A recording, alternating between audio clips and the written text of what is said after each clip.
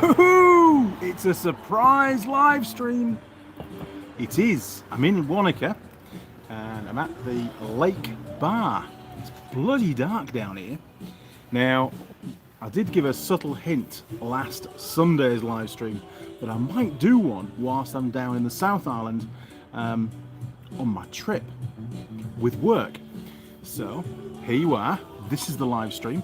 Currently, Andy's speaking to absolutely nobody because there's nobody on. We've got 0 viewers.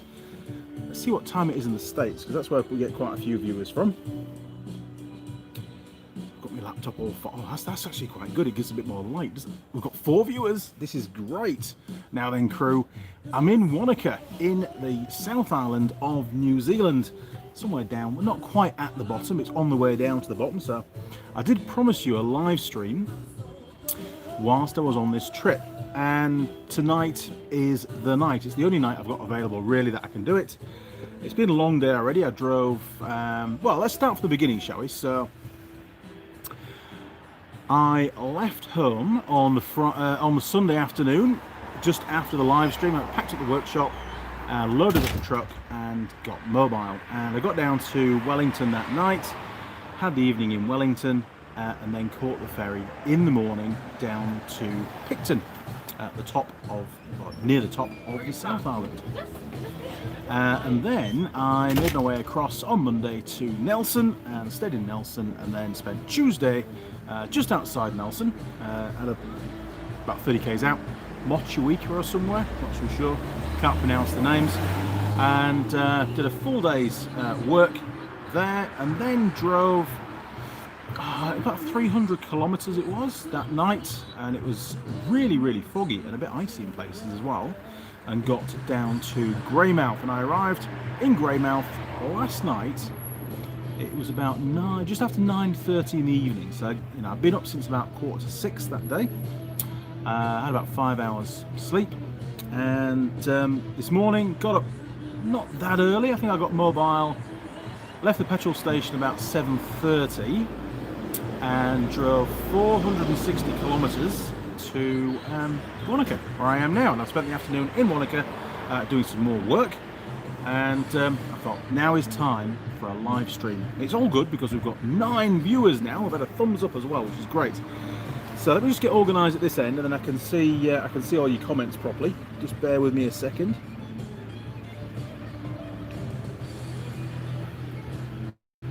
Won't be long, people.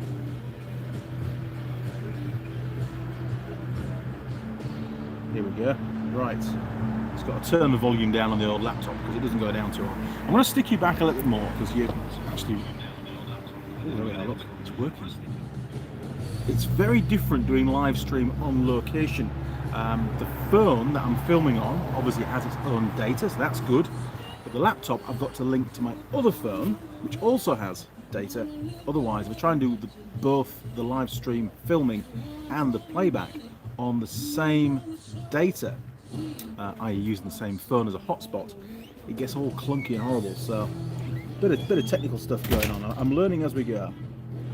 Right, press the wrong button, hang on. Right, here we go. Let's have a little look. I've got the comments now. So we've got John JV, the fam from Amsterdam. Great name. It's 8:31 in the Netherlands. I imagine it's 8:31 in the morning in the Netherlands because you're at the other side of the planet. AM, correct. I was right. Good stuff. John Benny, hello John. Good evening. You can have the first sip of cider. Oh, that's good. Long teeth. Can't go wrong. Hi Andy. Wanted to let you know that I ordered the mug. Hey, good man, Josh. Cheers for that. We'll send the pic through when I get it.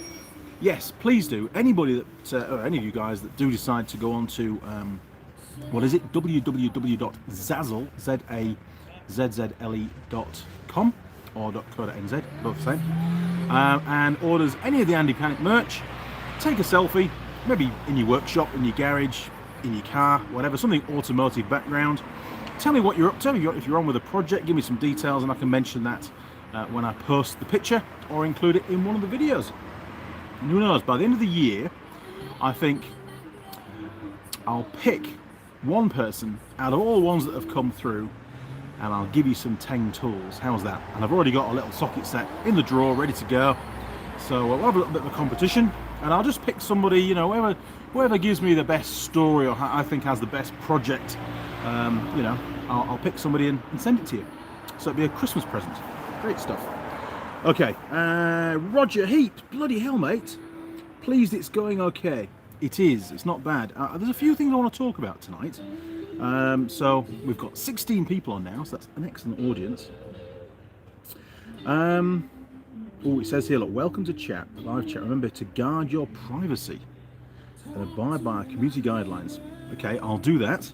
Wolvnar, hello from northern Minnesota, USA. Good evening, Wolvnar. It's pretty dark here in Wanaka in the South Island. It's not really on the east coast or the west coast. It's sort of inland is Wanaka, but it's not all the way at the bottom. So if I was going to go right to the bottom of the South Island to Invercargill, then I'll probably have another 4 hours drive from here, I would say, probably. Now then, Josh Benny, yay! Okay, Wolvnar, it's, oh my word, it's 1:34 AM. That's ridiculous. Sorry, mate. This is the only time I can do a live stream, and I thought I'd you know, do it at a different time to the normal Sunday one, just so that a few people that wouldn't be able to watch the Sunday live streams can join in with this one. Stephen Slamick, hello, Cleveland, Ohio. Good evening, Stephen. Well, it's evening here. I imagine it's maybe middle of the night where you are. Not sure. Blackfoot, hello everyone. Greetings from Belgium. Hi there, Blackfoot. It's good to have you on board. Now, I was fueling up at a petrol station on my way down in the North Island, so on the way down towards Wellington, and I wandered off the petrol station, parked the car, I went for a little wander, had a cigarette off site, and I found this, and it was on top of one of the telephone junction box things at the side of on the pavement, and you probably recognise what that is, but it shouldn't really be quite as shiny as that, should it? No. And you can see here where some of the actual cast iron brake disc has fused to the steel backing plate. It's pretty good light actually for that, isn't it? Yeah, so not only did the driver of that car completely ignore the fact that the brakes were making a bit of a scraping, grating noise for probably quite some time looking at that, they actually continued to drive until the disc wore down enough and the pad and the piston and the caliper got pushed across so far that the pad managed to, what was left of the pad, was able to self-eject out the caliper and drop out on the road. And then I just kept going. Okay, the brake pedal will have sunk to the floor a couple of times, but then the piston makes contact with the brake disc and hey presto, you've got brakes again. Fantastic. Yep, I've no idea what car it's off. I just thought it'd be of interest to you. That really is atrocious, isn't it? It's what can happen when you ignore grinding brakes. Anyway, there you go. I'll probably leave it on the pub table and somebody can take that home as a memento, can't they? So what else have we got? 12:33 AM in Idaho. Wow, you guys are dedicated to these live streams, I'll give you that. Wolvnar, my normal hours here, I manage servers in Aussie land. Wow. Holy crap, I suppose somebody has to do it. I mean, what's involved with managing servers? Making sure that they all keep working and don't crash and we have to do a reboot. I'm definitely not an IT guy, you can tell that from the live streams. Now then, Andrew Martino from the UK, but living in Israel. Wow, I've never been to Israel. Yeah, maybe one day I'd like to go there actually, because it seems quite an interesting place, very cultural. Matterwicks, oh my word, am I ready for level 1? Well, that's a really good segue, Matterwicks. I was waiting for someone to bring that on board, that subject. I've just done an extensive drive down into the South Island.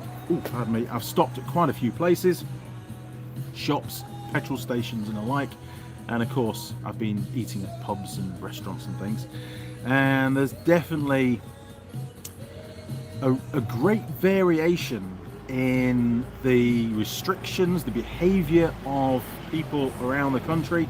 You know, up in Nelson, where I stayed for the, well, actually, no, it started Wellington. Wellington was very good actually. The restaurant there that I went to, I've forgotten the name of it now. You know, you couldn't even enter the restaurant until you'd signed in, and it was all very strict, and the tables were well laid out, and they basically ushered you around and made sure that you weren't, you know, too close to other people. And then I drove down to Nelson, and again, very good actually. In fact, so good they had that app for signing in on your phone, which was really cool. That made it really simple.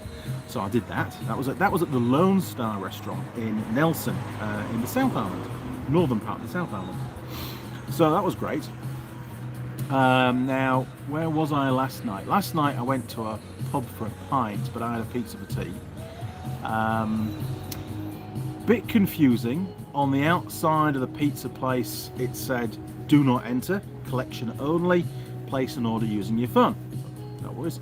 So I stood outside, gave them a call, and was starting to place my order over the phone, and they realised that I was stood just outside the shop. They said, "Hey, just come in and tell us what you want, mate. It's all good."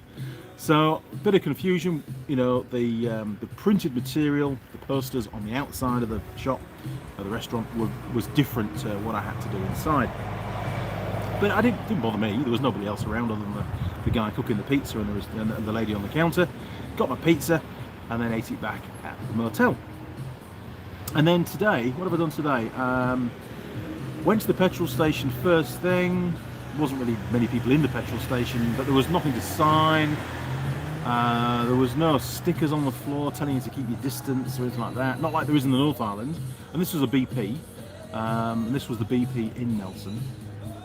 But I knew what to do, wasn't an issue. And then I went to a cafe in Franz Joseph, just north of the Fox Glacier village. Again, they were really good. There was a sign-in thing. I only wanted to take away coffee, but I had to sign in because it was a restaurant. And I got my coffee and off I went. So I think all in all it's not too bad, but there are some places that are not really doing what they should do. But there's, from going by what's on the radio, there's quite a bit of misunderstanding or miscommunication, should I say, from the New Zealand government at the moment. Our leader, Jacinda Ardern, is saying one thing, that, you know, level 2, all the restrictions and things, they're going to carry on for a bit longer, although she's going to review it. The 2IC, I've forgotten his name now, Peter somebody or other, I don't know, I forget. He's been sort of spouting off, saying, you know, really contradicting what she's been saying, which is not particularly good, is it? Saying that we should now be in level 1 already. There's no reason why we can't go into level 1 straight away. And really, you know, there needs to be a very clear message sent to the public, because now it has caused confusion, and you can see that on the ground. Some people think, hey, it's all good, just do whatever you want, and others are really trying to follow the guidelines that are still in place, the level 2 guidelines. So I don't blame the government as a whole. Winston Peters, that's his name. I do, you know, blame the fact that the voice, the messages going out to the public from the government, whoever's representing the government at the time, really they're not united. They're not all singing from the same song sheet. And when you're trying to instill confidence in the public, and you're trying to, you know, say control the population, but whatever, you know, when you're trying to just make sure that everybody knows what to do, it's clear, it's concise, and then it just happens. That's not quite happening anymore. It's sort of falling apart at the edges a little bit, is New Zealand, when it comes to this COVID-19. They've done ever so well, it's been fantastic, but it's just starting to break up. I mean, there was a great big protest, wasn't there, in Auckland, I think it was, the other day. Wasn't good. Anyway, let's read some more comments. I'm sure you've heard enough about the COVID-19 and what's going on here in New Zealand. Just wanted to give you a bit of an update. Not so much about the actual virus, because YouTube don't like that. It's more about the behaviour of people here on the ground and what's going on. Okay, so hopefully, Matowix, that maybe answers your question. Am I ready for level 1? Yeah, I feel pretty safe personally. Right, my Hoysong scooter is parked up for winter. It survived another summer. Well, that's pretty amazing for Hoysong. Good job.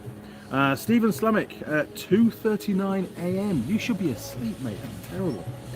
Wolfnar, updates and such happen after business hours, in this case. So I start in about an hour and 20 minutes. Ah, okay, I got you. Yeah, so they're obviously not using the servers to draw information, so that's when you can do the updates. Understood. Michael Sears, RMF.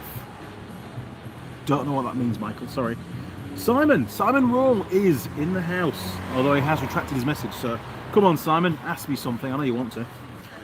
Michael Sears, Runanga. Still don't get that one.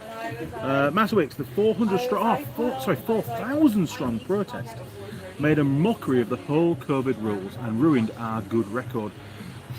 They did, to be honest. They really did. I mean, I heard a bit on the radio today. Sorry for going back to this, but those that are interested, I heard a bit on the national radio station here driving down this morning. And they were interviewing either a police chief or chief of Auckland police. I don't know. I couldn't remember his title. But the reporter that was interviewing him was asking him why the police didn't do more arrests for people that were breaching the level 2 requirements. And he basically said, well, you know, there's a lot of people there, and we had to really make a judgment call as to whether, yes, they were breaking the law officially, but was it actually necessary to arrest them? And they made the call not to do that. They wanted to try and keep the whole thing relatively peaceful and controlled. And, you know, the police have got to make that call, haven't they? Simon, here he is. Morning from the UK. I'm glad to hear New Zealand is getting back to some sort of normal. It is Simon, for definite, and they're looking at going into level 1, bringing that the level 1 date forward. I think they're going to review that on the 8th of June, so not too long now. But the problem is there's a bit of confusion amongst the population now as to whether we should still be in level 2 now, and people are just basically relaxing their own rules and you know, doing what they want. You know, and I am seeing that. When you're walking down the street, you know, last week people would keep a really good distance if they were walking the other way. You know, you all keep to the left, and then there's a good gap. But now, even just a few days later, now, you know, people are face to face. There's a lot more close proximity contact, not physical contact, but much closer. So obviously people don't feel as threatened by the virus as they used to do. Anyway, I don't talk too much about COVID because I know YouTube don't like that too much. Yeah, so, you know, hopefully within a week things will be more relaxed officially. Unofficially, they're probably already relaxed. Matterwicks, how much is a pint there? Actually, well, it's not, first of all, it's not, I asked for a pint. This is not a pint. It's probably about half a pint, to be honest. It's almost like a girl's glaze.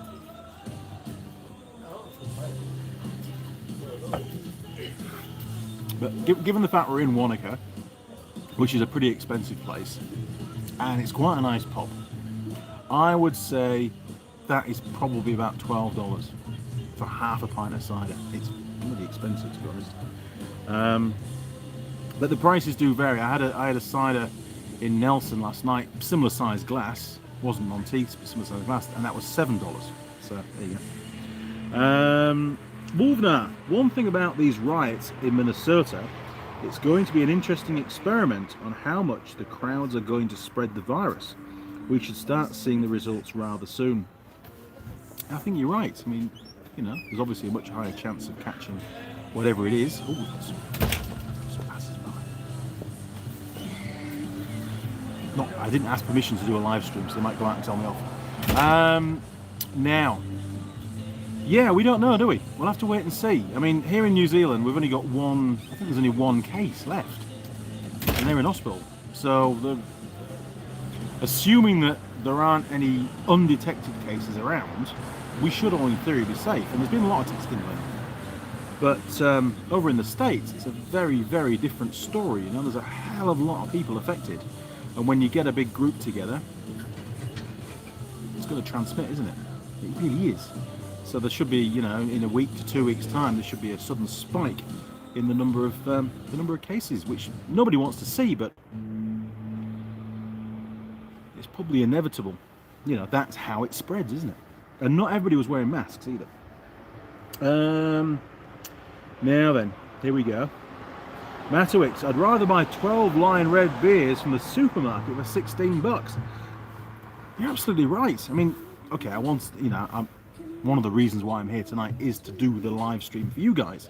I could just be sat in the motel watching telly, but I do like to get out a bit of a wander around, and I'll probably only drink one or two. It's not the end of the world. It's not going to break the bank, that's for sure. Now, Nobby Noble. Good evening, sir. Or probably morning for you guys. Hello, Andy. The only rule breakers I have heard of are in the UK. In the UK, the police are allowing to breach what they call minor laws. And the USA, the police have been. I'm not going to read that bit out, but I know what's being. I was watching some of the rioting and stuff on the news the other day that was going on over in the USA, and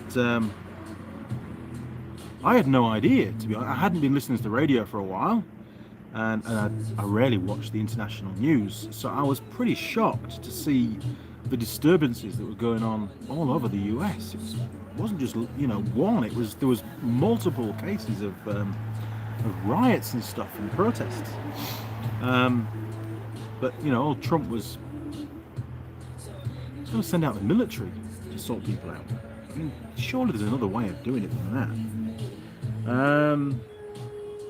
So where are we now? Sorry, chaps. Car Guy 72. Good evening, Andy. Good evening, Car Guy 72. How many have we got? I've got 23 people watching, which is great. Now then, Simon, $12. You're paying cider, not the orchard. No, I know it's not cheap, but if you're going to Auckland, it is more expensive there. It might be a little bit less than 12. I don't know. I didn't even look. I was just thirsty. Wolvnar, we have already had quite a spike today. Wow. Okay. Well, I think New Zealand. I've not checked today's figures, but I think New Zealand. I think we're 11 days clear without any new cases, which is why they're considering going to level 1 sooner rather than later. Summit FD. Hello from an Unitech Automotive Engineering student. Holy moly! A Unitech student. I taught in total over the 5 years, probably something like about 120 students. So, Summit FD, were you one of my students, or are you a current student? And if you are, who's your lecturer? Tell me. Wolfnut, it's not as simple as the media makes it out to be. Hey, listen, the media are there for a very different reason than the government, than the police. The media's there to make a story. All they're interested in is getting you to watch their report, their channel, get the ratings up. I used to deal with the media an awful lot in the UK with my business, and you could sit there for hours and try and educate the interviewer as to your reasoning why you've done something, and they would go away and completely turn your story around just to make it, it could be completely untruths in there, but they would make it so it would be more of a attractive story for the readership or the viewers, and it used to wind me up, and in the end I just didn't bother. I said, nah, I'm not going to give you the time because you're not going to print the real story. Now then, Wolfnar, it's a bad cop. Trump hasn't sent military at all, except in Washington DC, where it's actually only up to the executive branch to deal with. He tends to say a lot of things and things don't happen, but I'm really not. I don't want to get into politics. Mr. Trump is US, and he does what he does, and I'm sure you've all got your own opinions of that.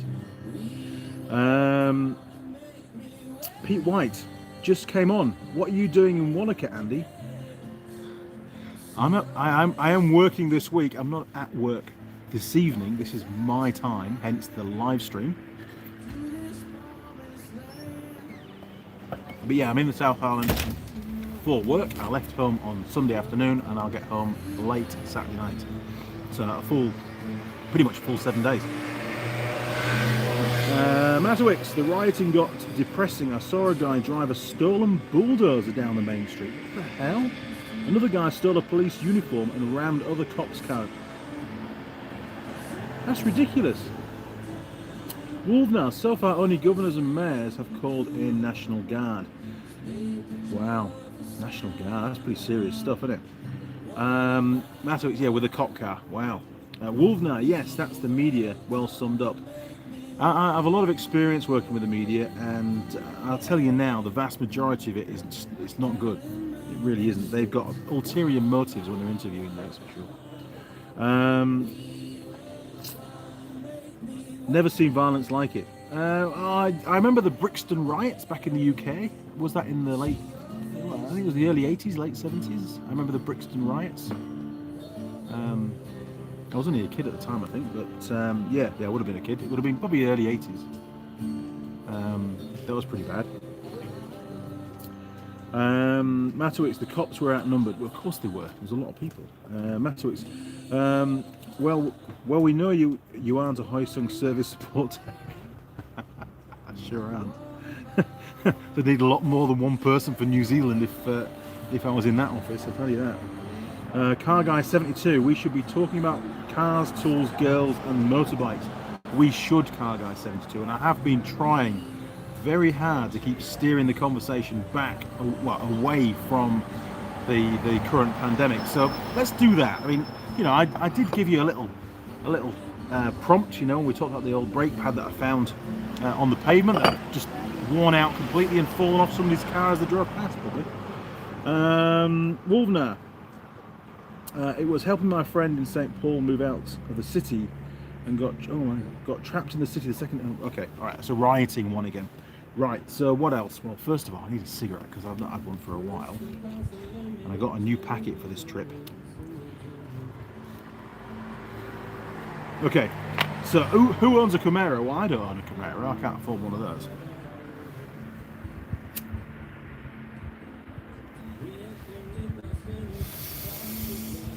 Okay, I'm going to fill in.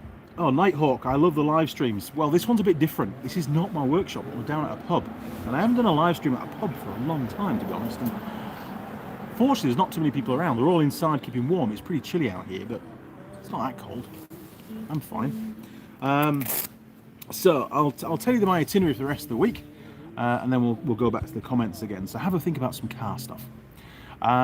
So it's Wednesday night now here in New Zealand. Tomorrow morning I have to drive from Wanaka, where I am now, all the way up to Ashburton, which is it's a bit of a trek, to be honest. So I'll just Google it for you. I'll tell you how far away it is. Google, right? It's Google Maps, and I need to go from. If I put Ashburton in there, look. Ashburton, there we are. I want some directions, and I'm going to go from Wanaka. Right, how far away is it? This is my journey first thing in the morning. It is 340 kilometres. I did 460 this morning. Now it's a pretty twisty road, and in fact, you might be able to see it. Hang on. There you go.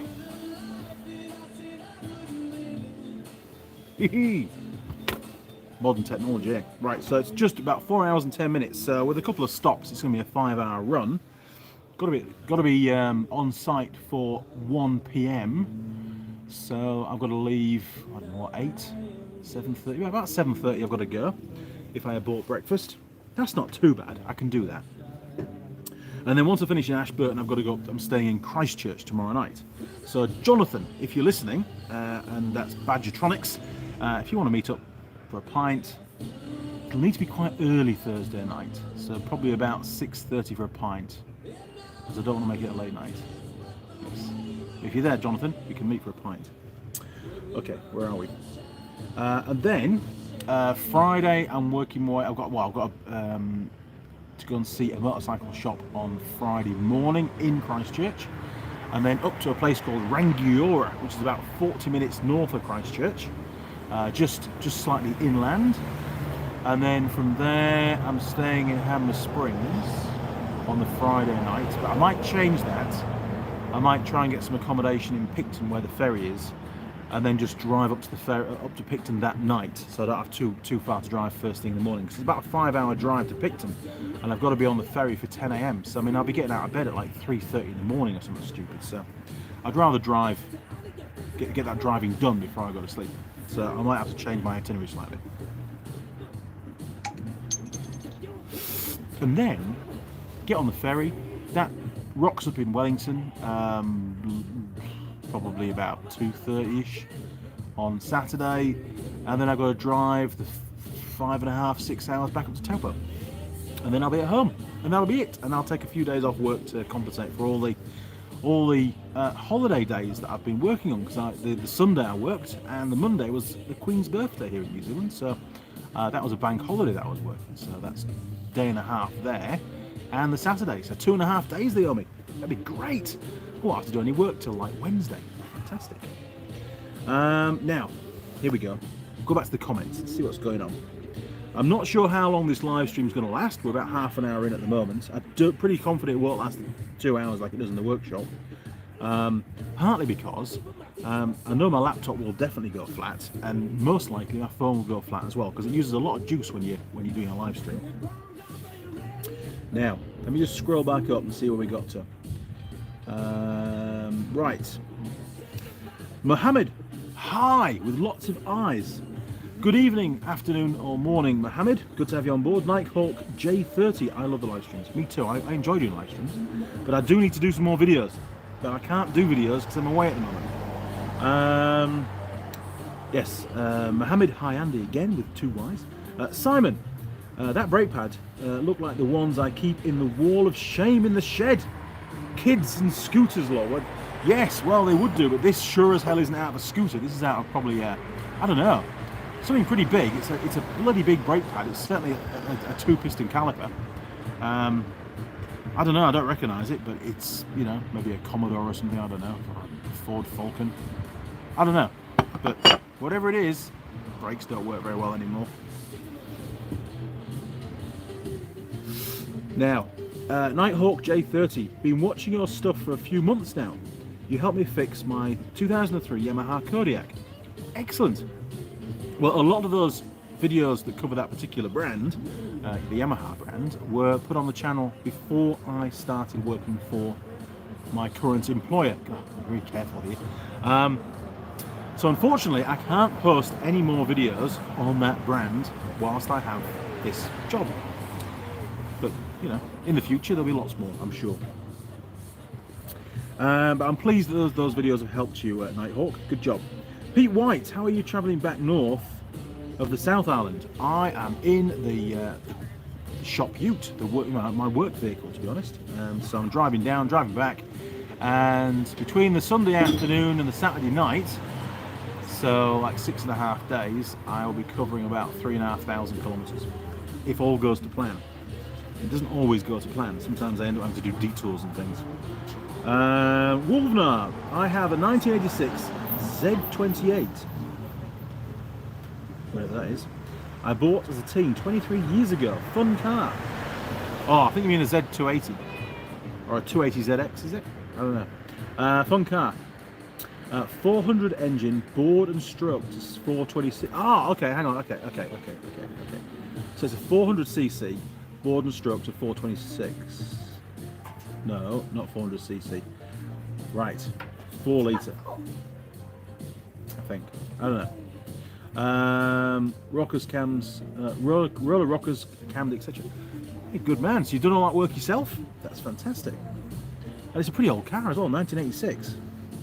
So nice and simple. So obviously carburetted, which is nice. Matterwicks, many bikes on the road going down there.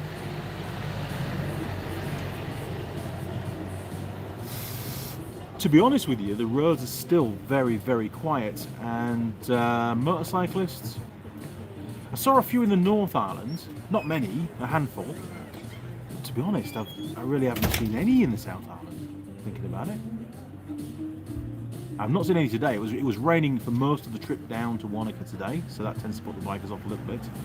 I might have seen 2 or 3, but not many at all. It's sort of off-season for riding around.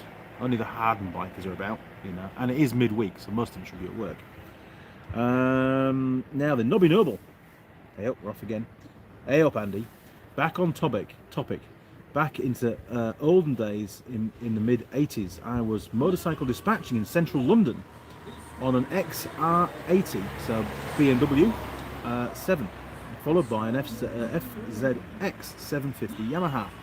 And we were talking about the old Honda CX500s, and they were sort of the classic go-to dispatch bike back in the 80s. I remember going down to London a few times, and you'd see so many of them around.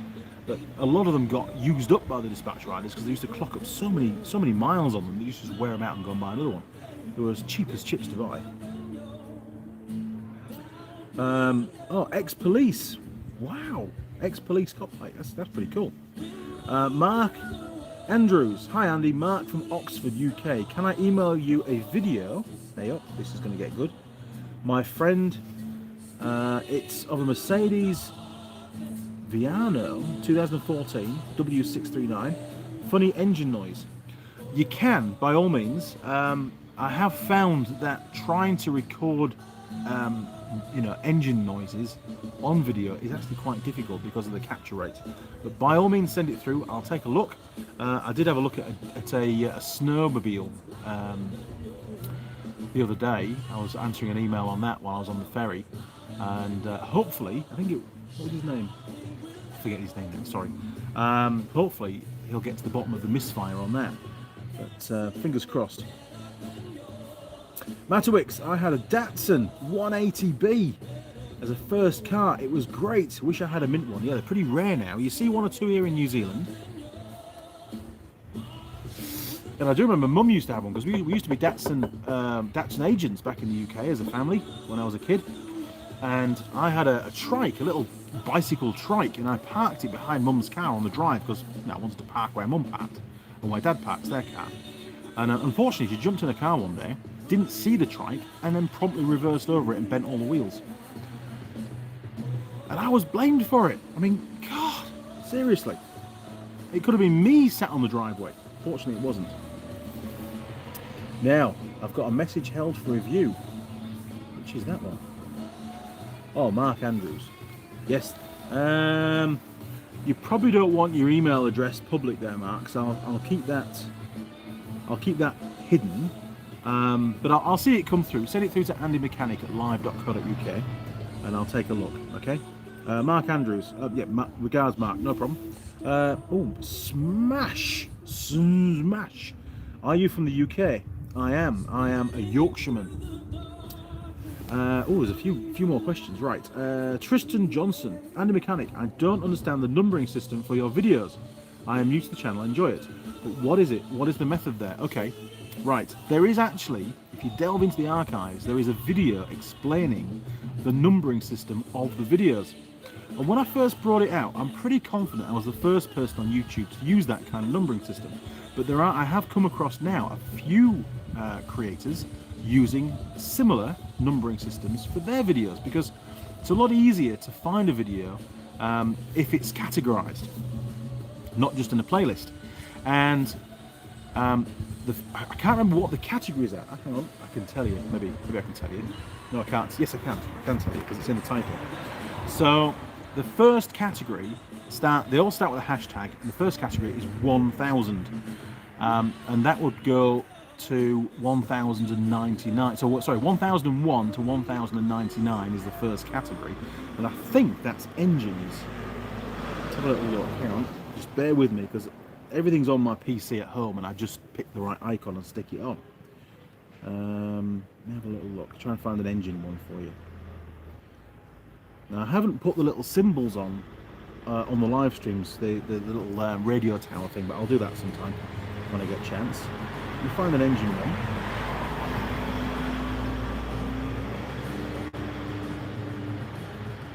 Where is an engine one? No, that's not an engine one. Bear with me. You guys probably know these. Some of you guys will know it better than me, to be honest. Anyway, okay, I can't find an engine one, but here's an electrical one that has the battery symbol. And if we just open that up, that is videos 1401 to 1499, for example, which means that in that category, all those videos that have the battery symbol are to do with electrics. And then there's other ones that have a little fuel injectors, that's fuel injection. There's one, the Icons has gears, which is transmission and gearboxes, and so on. Now you may say, but Andy, one day you're going to produce more than 99 videos within that category. You are correct. And then I'll just stick a 1 on the end. So again, it'll just be like, you know, 1, 4, and then a 1. So it'll still sort of stay in the same category. But that'll be a while yet. So it does seem to work pretty well for me. And then I just have folders on my hard drive, you know, with each category in it. So I just drop the videos in there for storage. It's great. Works really well, actually. But if you do find that old video, probably a couple of years ago now, maybe 2.5 years ago, that explains the numbering system in really quite some detail, and there's some pictures on there and stuff on the screen to give you some pointers. Now, right, Simon, I was thinking about the brake pistons after the Sunday live stream. Can the pistons not be changed for stainless, or the coated alloy type ones may save the Surf Club money in the long run? Yes, Simon, I've considered that as well. I mean, sure, I could make some stainless pistons up on the lathe. It'd be quite time consuming, or I could get an engineering company to knock a load of them up, even if they're solid, you know, rather than machine them out. No, there's a reason why they're machined. They have to have that void to reduce, you know, the heat build up from the brake pad into the piston, which then will get into the fluid. So they have to be machined out internally as well. So there's quite a bit of work involved. Would the surf clubs pay for that? Don't know, to be honest. I mean, I would still have to strip the calipers down, because we get build up in the groove that holds the dust seal, and that then over clamps the piston. So I don't know, would it be a cost saving? And there is another issue as well, actually. When you start to modify brake components and put different parts on there that are not original, if, for example, one of the calipers failed, maybe let's say, you know, the stainless steel has a different thermal expansion rate than the steel that the manufacturer uses, then potentially if the brake got hot, the piston might bind, because there's only a small clearance, it might bind in the caliper body, and they come to apply the brake and it doesn't apply, or it sticks on and there's an accident and somebody is injured, or even worse, killed. Then potentially I would be liable for that and could, in theory, get prosecuted for manslaughter. Probably not a good idea, because I do quite enjoy doing the videos and I don't think I'll be able to do them from prison. So personally, I'm quite happy just to maybe every couple of years put new pistons in them. Yeah, and I don't think during the 3 years that the Surf Club own them, I don't really think there'll be that much of a cost saving, to be honest. But good idea, Simon, and I do know where you're coming from, and I have thought about it. But because of the legal implications, I'm tempted not to go down that route. Although, you know, as an engineer, I like to improve things. So I'm in a bit of a conflict at the moment. But thanks for bringing it up. Tristan Johnson, looks like a diesel truck pad. I don't know. You know, it's definitely got 2 pistons there. Look, you see them on the back. I don't know what it is. I've no idea. I mean, there's a lot of the Commodores, the Holden Commodores, and the Ford Falcons over here. They have pretty big calipers on them, and you know, could be. I don't know. I could get it matched up, I suppose, if I was that bothered. Tristan, I've got some of those in my shop. Dead ones like that. Chevy Camaro 6.6 litre. Bloody hell. Cost a fortune on fuel. Good fun, that. Wolfnar 400 cubic inch Z28 Camaro. Thank you. I'm not really a muscle car kind of a guy, to be honest. We don't really get those in the UK. Never really got exposed to them much. There's a few of them around here in New Zealand. Hey, mate. You doing all good? Yeah, I'm fine actually for now. Yeah, what time does your restaurant? Oh yeah, I'll just give you a heads up when the time comes around if it is going to be that way. But yeah, it should just be pretty crazy. I'm still sidering at the moment. Perfect. All good. Cheers, mate.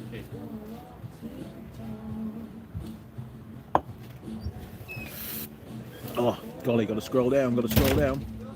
Wolfnar, I did all the work mostly on that car when I first got it. Excellent stuff, and quite a lot of work as well that you've done there. And obviously did it right if it's lasted this long. It's great.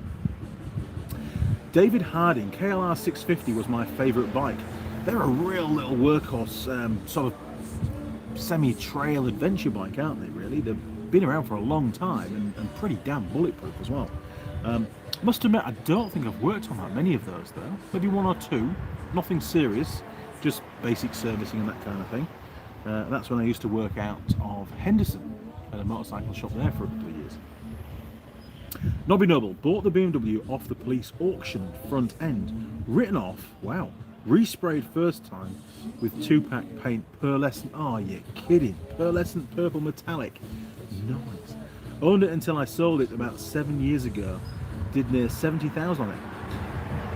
It's a BMW bike, they're pretty, again, pretty bulletproof machines, you know, basic, simple engineering, just work.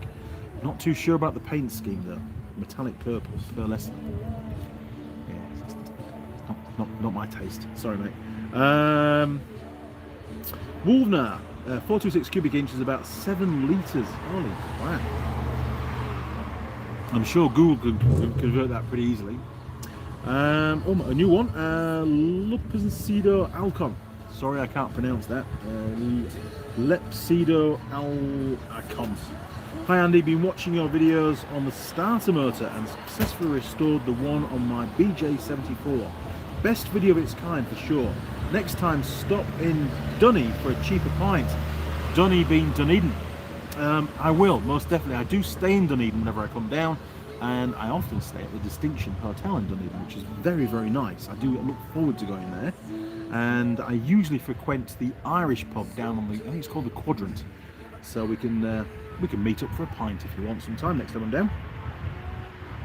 Tristan Johnson, okay, there are categories. I was confused. Don't worry, Tristan, I get confused as well. It's all right. Thinking they were chronological. No, I don't just add another, you know, increment one by one for every video that goes up. They are actually categorized into batches of 100. You know, I found that the easiest way of doing it, to be honest. Otherwise, the videos be all over the place. Now then, Wolvnar, set category with year maybe. I've already started. There's 550 videos out there that are already categorized. I'm not changing them all.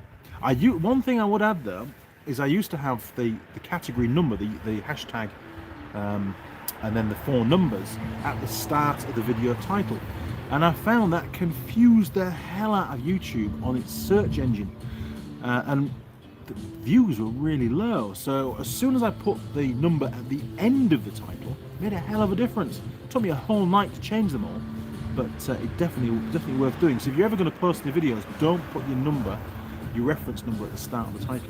I found out the hard way. Now then, Tristan Johnson, makes sense now. I'll look for the video. Roger D. It's definitely there. It's still there. YouTube do take down videos sometimes without telling people, and so I have to keep going back and making sure that they're all up there. If any get taken down, I just edit them very slightly, because YouTube, the system makes a record of the file size. So you've got to make it either a half second longer or a half second shorter, or just re-edit the whole thing, and then the file size is slightly different, and then it'll upload again. You've got to be smart. Now then. Nobby Noble replaced the tank, which had a telephone in it, and the seat was replaced with a Kawasaki 750 seat. It had a telephone, wow. Bloody good. Wolvnar, the pad almost looks like a GMC 2500 truck pad. I don't know. I'll give you one more look and then we'll put the pad down. There you go. I'll give you a look at the back as well. I don't know what it's off. I think it's just one of the large sedan cars, but I don't know. It could be anything really, couldn't it? It has got a reference number on the back, so if any of you are really keen on doing a search, it says, let me get some light on it, 3P1473P is what it says on the back. So somebody can do a little Google search and find out what the hell that pad fits, and then we can have a jolly laugh about the car driver, can't we? Or van driver, or truck driver. Or in actual fact, the mechanic that's supposed to be looking after it. Now then, Matowix, you think motorcycle CVT transmissions are reliable? They're a great invention. Maybe the belt is the weak link.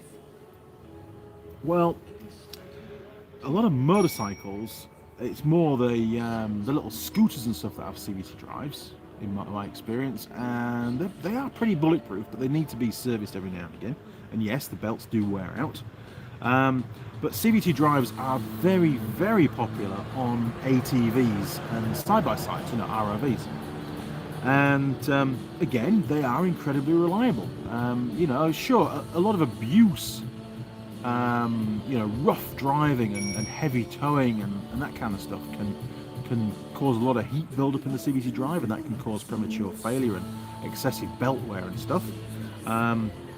Of course, there's air that goes into the CVT drive. It's drawn in usually by a fan that's part of one of the pulleys. And if that air is contaminated, then of course that's going to cause problems with the components in the CVT drive. So if you're using one of those machines in a really dusty environment or muddy environment, then you might have to fit some kind of a filter onto the intake pipe for the CVT drive. But you'll need to remember to give that a good clean on a regular basis, because if it gets blocked up, the airflow is going to reduce, if not stop, and then the CVT drive would overheat. So it does require more servicing, but it's less servicing because you'd have to pull the CVT drive apart every 5 minutes and clean it. So you just got to remember to do it. Don't neglect it.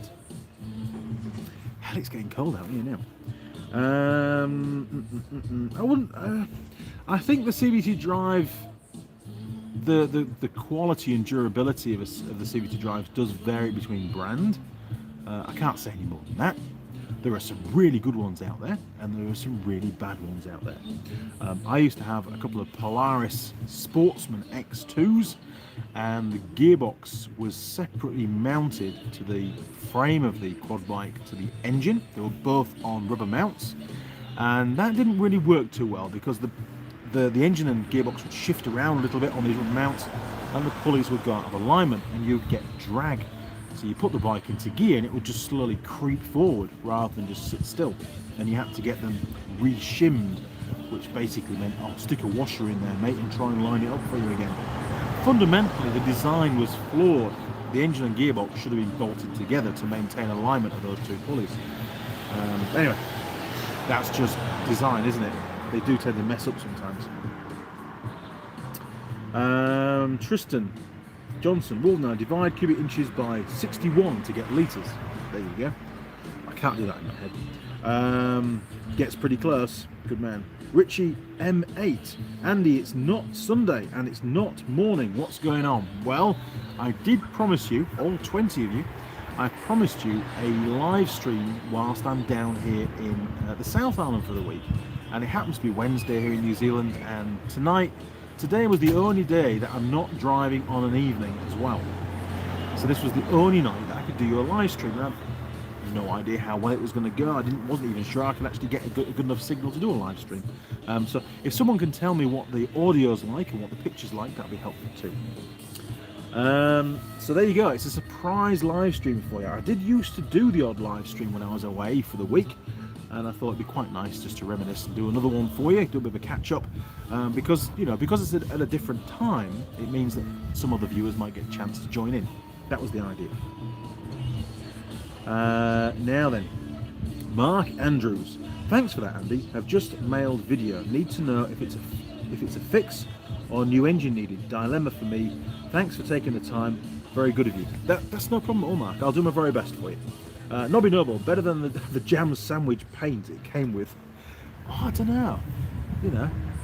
Cars would tend to get out of the way for you, wouldn't they? Although you might get pulled up by a real cop and then get done for impersonating a police officer. Could be fun though.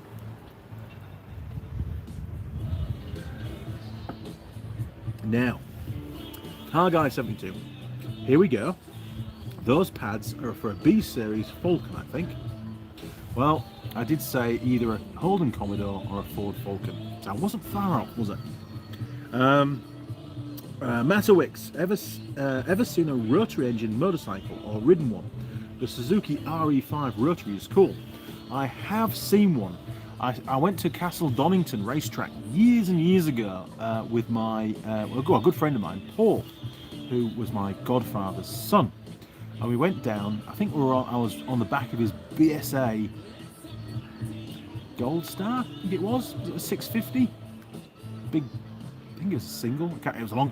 I was about 16 years old when we did it, and we rode all the way down from York to Castle Donington, and I was freezing cold by the time we got there, just clinging on the back for my dear life. And when we got there, the Norton Rotary was racing, and I think it was John Haslam. Let me just check. I'm going to Google this because I want to know I'm right.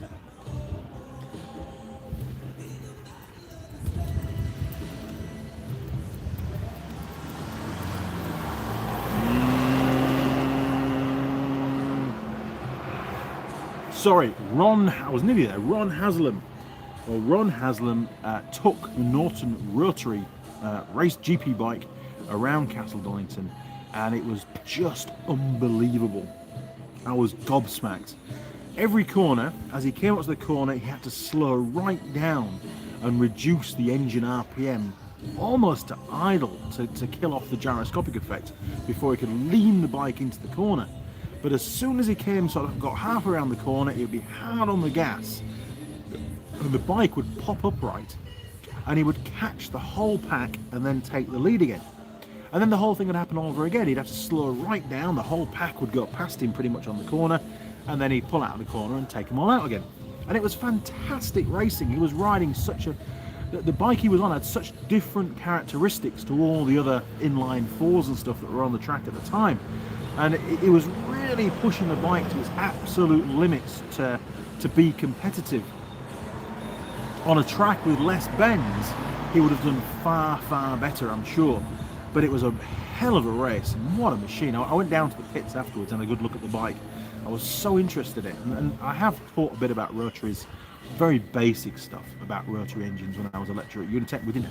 I think we had one that was like a showpiece in one of the classrooms, but we didn't do any work on it, unfortunately. It's something that fascinates me, and really an engine, it's a very simple engine, way ahead of its time, and its only limitation was the materials available at the time. You know, the theory of the engine is fantastic, but it's the materials, especially those sealing rings. You almost call them piston rings, but obviously they're, straight bits of steel. They wear out really quick. And the profile of the cylinder wall wears as well, so you get leakage or bypass between each of the three cylinders on the rotor. But no, what a fantastic engine though. And I know car manufacturers as well, have been looking at bringing back the Rotary because they found that they can make it a lot more economical now. And they're very cheap to make because there's not that many moving parts. But I don't know, it's probably too little too late, unfortunately. But awesome engines, the Rotaries. Do like them. Now,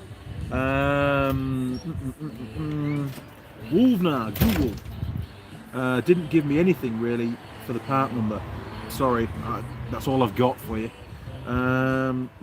Simon, all good on the picture and the sound. Thanks, Simon, appreciate that. So I can't really tell from here. Wolfnar, sound and looks good enough to me. Excellent. V Gounder, you drinking water or wine? Neither, sir. This is Monteith cider. Yeah, look. Monteith's. Perfect.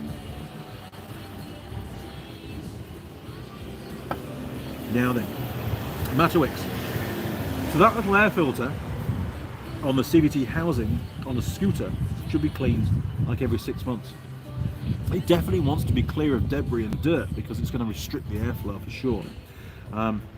Obviously on a scooter they're only a small CVT drive, so not too much heat buildup. On the larger ATVs and especially the ROVs, they're a lot heavier. Then of course they need a lot more airflow to keep them cool. Very, very important. But the air needs to be clean, that's for sure. Hi V-Gander. Tristan Johnson. Well, we didn't get B-Series Falcons here in Montana, so that's why I did recognise it. Well, we're still only sort of guessing at the moment. We don't know for sure what it fits, but that's what I thought. Either a Ford Falcon or a Holden Commodore. It sort of looks that sort of size. You know, it could be anything really. Could any big sedan car, I think.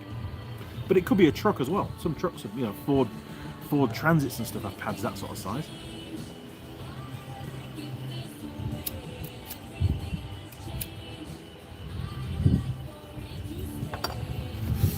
Holy crap, the temperature's really dropping Tristan Johnson, Montana is in the northern United States where it's 1:30 a.m. so I'm heading to bed. Sounds a bloody good idea, mate, honestly. Nice to chat with you, Andy. See you. I'll see you around. See you around, Tristan. And thanks for joining us. Do appreciate it because I'm here all on my own. It's very, very quiet here in Wanaka. And another reason for doing the live stream is I get to communicate with people, spend the evening with you guys, which is nice. Tristan Johnson, nice to meet you all as well, wasn't it? Right. Mark Andrews, A10V10 Andy in UK. A10V10. Okay. You're gonna have to elaborate slightly on that. That I can't decipher that code. Sorry. Simon, when I think of rotary engines, I always think of Countdown and Carol Vorderman giggling about a Wankel engine. Classic British TV. Absolutely. She was pretty hot as old Carol, wasn't she? She's probably getting a bit old now, but she was certainly a stunner on the screen for a while. Bloody good. I think we've got to the end of the comments, and Simon's was the last one that's shown on here. So I've covered my itinerary. I'm not going to get home until late Saturday night, and I do intend to do a live stream again on the Sunday morning. That's the plan. We've done an hour's live stream tonight. I had no idea how long it was going to go on for. I don't know what the state of battery is on the phone. It doesn't show me on this particular screen.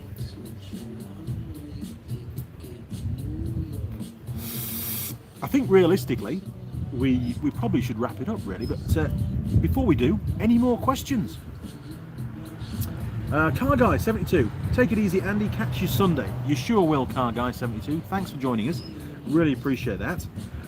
Anybody else for any more questions? I'm trying to think if there's anything else I wanted to cover on this particular live stream. I could tell you I've been coming up with some more Tool Girl outfits, but I'm not sure I've got any pictures. Hang on, I might have one on my phone, bear with me. I think I saved a screenshot.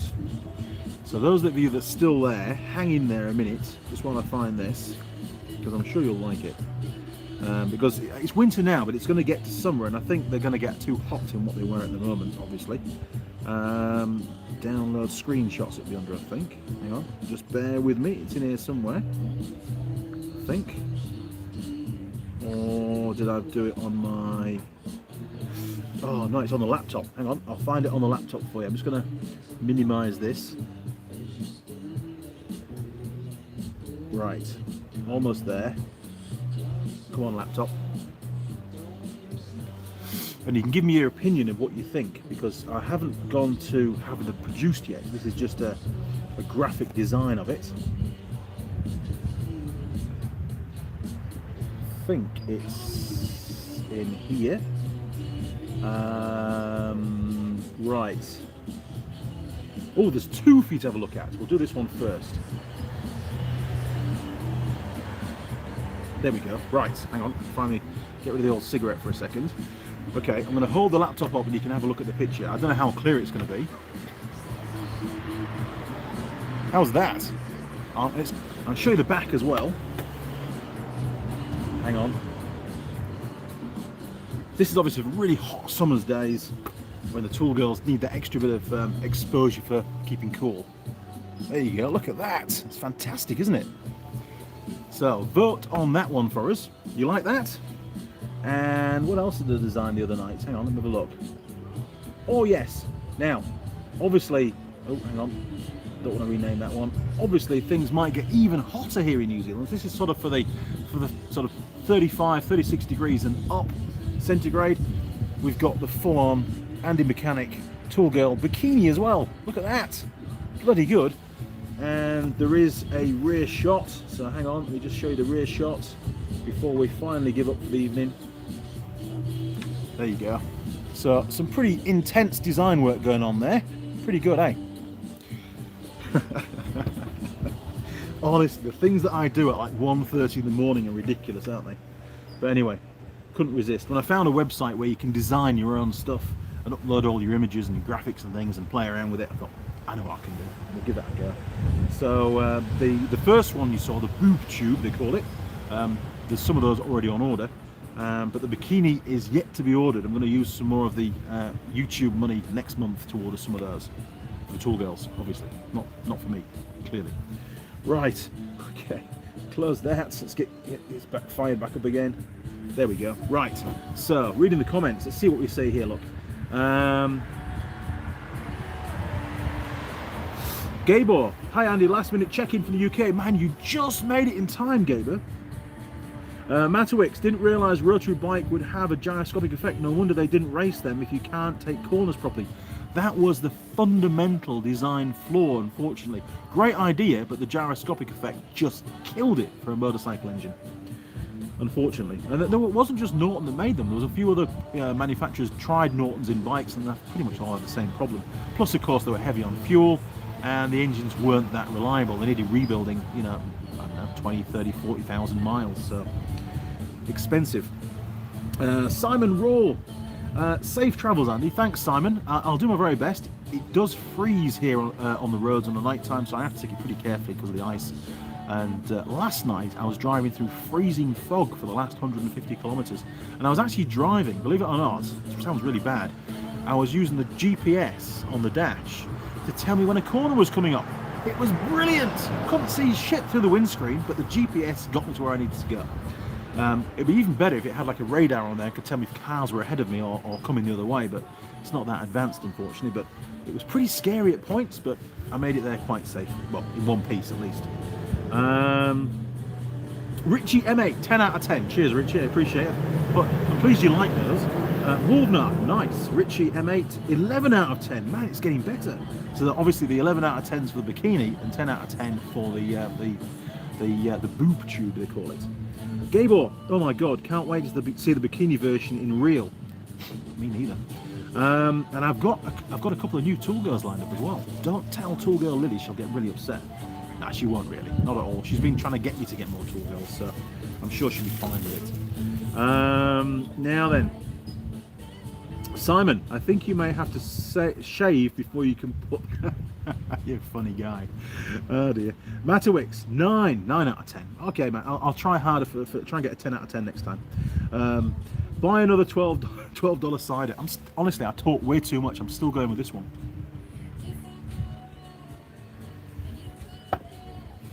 Oh.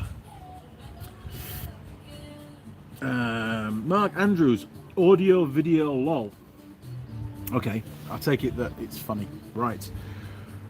Okay, crew. Well, I've shown you some secret stuff tonight of what's coming up with the Tool Girl apparel. At some point, they sure as hell won't be wearing that stuff for a few months yet because it's bloody cold. Come the summertime, I'm sure I can convince them. And during the summer, I think we're going to be doing a few live streams from the pub with one of the Tool Girls. So that'll be great fun. Can't wait for that. Get them drunk and on screen at the same time. Perfect. Okay, crew. Well, listen, thank you very much for joining me tonight. You've definitely helped to pass an hour and 8 minutes really, really quickly. I'm getting pretty chilly out here now, so I'm gonna get packed up, head inside, and get a feed. But I will see you all again, if all goes to plan anyway, on Sunday morning. That's New Zealand Sunday morning at 8:30 a.m.